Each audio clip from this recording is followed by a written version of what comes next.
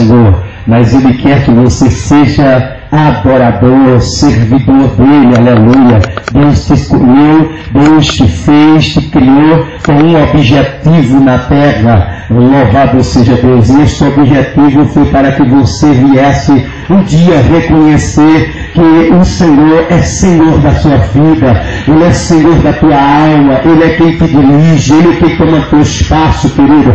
Aleluia. O Senhor não criou o homem e a mulher para serem destruídos, para serem destruídos sobre a terra, não. O Senhor criou o homem e a mulher com um objetivo, em adorar e bendizer o nome do Senhor. Aleluia. Louvado seja Deus, bendito Deus de Israel. Louvado seja Deus. Eu quero ler uma palavra aqui no livro do profeta Isaías. Quem sabe você é conhecedor da palavra, quem sabe você já desfrutou dessas grandezas da palavra do Senhor, e hoje você se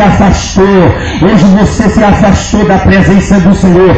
Eu não vou dizer nem que você se afastou da igreja, aleluia, porque quem se afasta da igreja não serve a Deus, serve a igreja, aleluia, bendito Deus de Israel. Mas para você que está afastado de Cristo, eu não vou dizer nem desviado, porque quem está desviado não volta mais. Quem está desviado da presença do Senhor, que é Satanás, ele não tem mais volta, querido. Mas o homem e a mulher, ele tem volta.